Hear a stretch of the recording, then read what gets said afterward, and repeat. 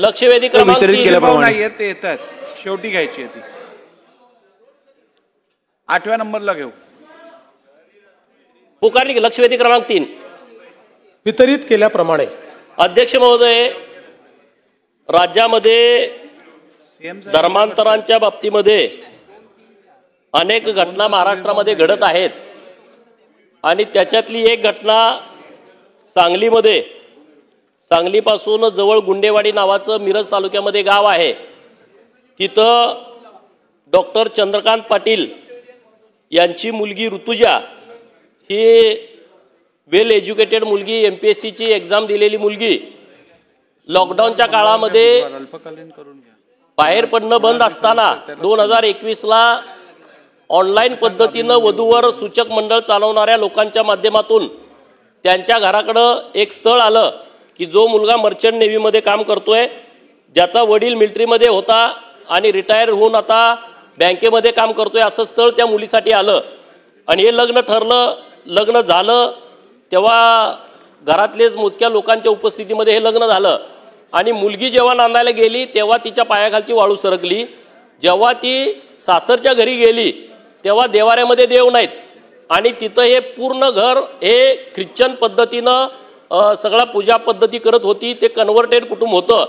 आणि मग जेव्हा ही बाब लक्षात आली तेव्हा तिनं तिच्या आई वडिलांना सांगितली, मामाला सांगितलं. पण शेवटी आता मुलीचं लग्न झालंय तर आता काय करायचं, आणि मग त्यांनी याची वाच्यता केली नाही. मुलगी त्या घरातल्या सासूला, सासऱ्याला आणि नवऱ्याला म्हणते की तुम्ही जर धर्मांतरण केलं असेल तर तुम्ही तुमच्या पद्धतीनं पूजापाठ करा, परंतु मी माझ्या पद्धतीनं, हिंदू पद्धतीनं मी सर्व पूजापाठ करणार, उपास तापास धरणार. परंतु घरातल्या लोकांनी तिच्यावरती दबाव टाकायला चालू केलं की तू घरामध्ये उपवास धरायचा नाही, घरामध्ये कुठलंही देवाची पूजा करायची नाही. आणि मग 1 वर्ष गेलं, 2 वर्ष, 3 वर्ष गेलं.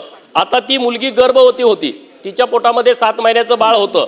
आणि जेव्हा गर्भसंस्कार करायची वेळ आली तेव्हा ऋतुजाचं म्हणणं होतं की हिंदू पद्धतीनं, म्हणजे डोहाळे पद्धतीनं, डोहाळे जेवण घालायची जी पद्धत आहे हिंदू संस्कृतीमध्ये, तशा पद्धतीनं गर्भसंस्कार करायचे. परंतु त्या ऋतुजाची आई, सासू, सासरे, नवरा आणि तो जो पादरी त्यांच्या घरी यायचा तो म्हणायचा की गर्भसंस्कार हे ख्रिश्चन पद्धतीनं झाले पाहिजेत, चर्चमध्ये गेलं पाहिजे, बायबलचं वाचन झालं पाहिजे. आणि या सगळ्या गोष्टीला ऋतुजाचा विरोध होता.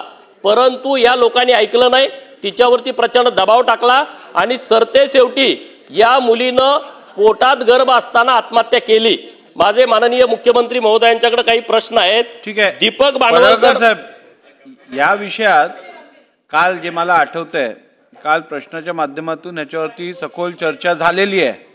त्यामुळे परत तीच चर्चा घडवून आणणं कितपत सभागृहासाठी उपयोगी आहे याचा विचार करायला लागेल. रेकॉर्डवरती उत्तर पण आहे, त्यामुळे त्या उत्तराची कॉपी मी तुम्हाला देतो. तुमचं समाधान झालं नसेल तर मग मी तुम्हाला परत सोमवारी संधी देईन. आता आपण पुढे जाऊ. आणखी 2 लागून विषय आहेत. गृहमंत्री साहेब आहेत, परवा चर्चा झाली, परंतु या विषयामध्ये जो दीपक बांडवलकर तिथला PI आहे त्यांनी गुन्हा दाखल करून घेतला नाही. तिथं त्यांनी त्यांना 3-4 तास त्यांना थांबवून ठेवलं.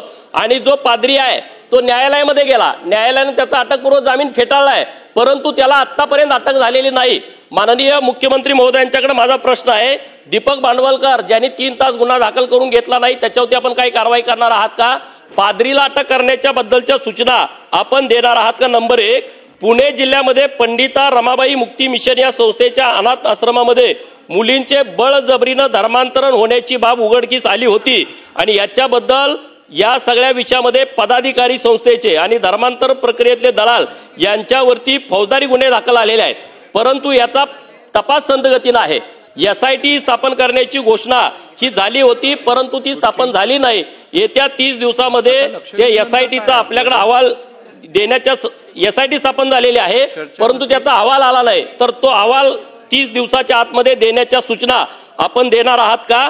तिसरा जो विषय आहे तो सोलापूर जिल्ह्यातला करमाळा तालुक्यातला महादेव टकले नावाचा जो व्यक्ती आहे त्याला मुस्लिम व्यक्तीकडून धर्मांतर करण्यासाठी बळजबरी केली जात आहे. महादेव टकले याने सदर मुस्लिम विरोधामध्ये पोलीस स्टेशनमध्ये तक्रार दाखल केलेली आहे.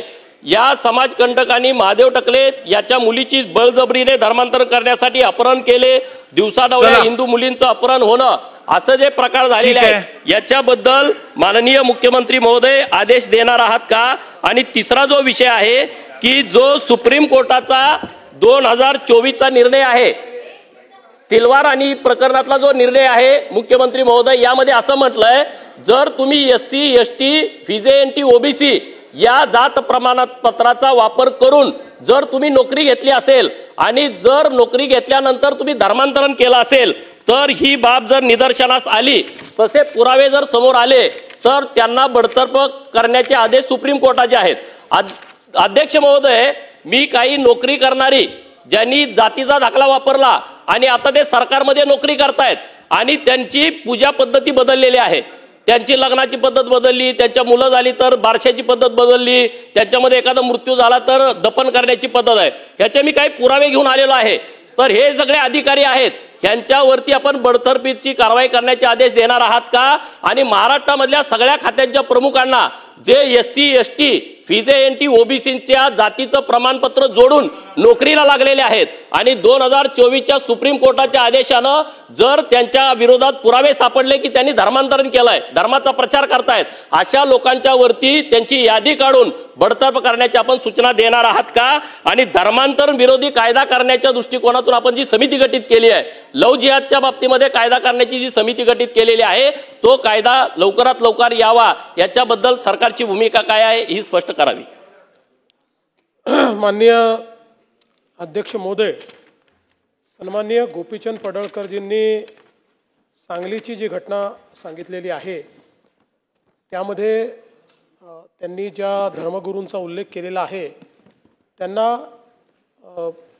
अटकपूर्व जामीन मिळालेला म्हणून त्यांना अटक करता येत नाही, पण याच्या विरुद्ध जर आवश्यकता असेल तर अपील देखील केली जाईल. आणि आपण जे सांगितलं की जाणीवपूर्वक ते जो काही FIR आहे तो दाखल करून घ्यायला टाळाटाळ केली, त्याची चौकशी केली जाईल आणि जर अशा प्रकारची टाळाटाळ केली असेल तर त्यांच्यावर कारवाई केली जाईल. दुसरा मुद्दा, आपण जे दुसरं पुण्याचं प्रकरण आहे त्यामध्ये SITच्या रिपोर्टच्या संदर्भात आपण सांगितलेलं आहे 1 महिन्याच्या आत हा रिपोर्ट घेण्यात येईल आणि त्या रिपोर्टप्रमाणे त्या ठिकाणी कारवाई केली जाईल.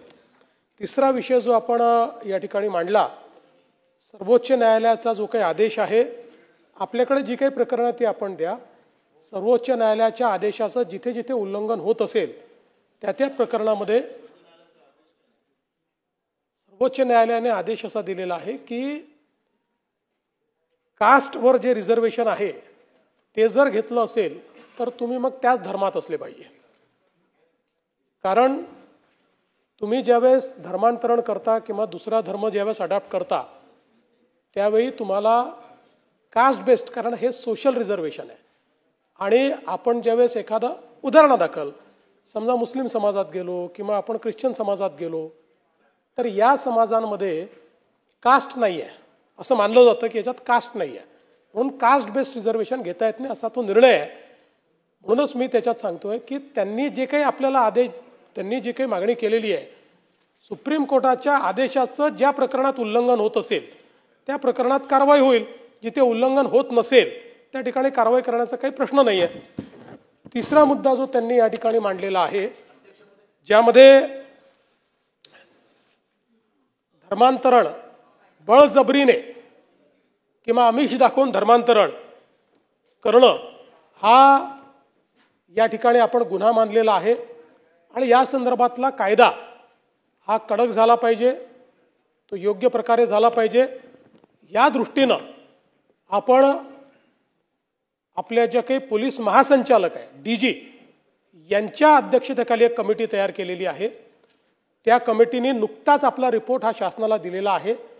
शासन त्या रिपोर्टची पडताळणी करेल आणि त्यानंतर आवश्यक असेल ती कारवाई शासन करेल.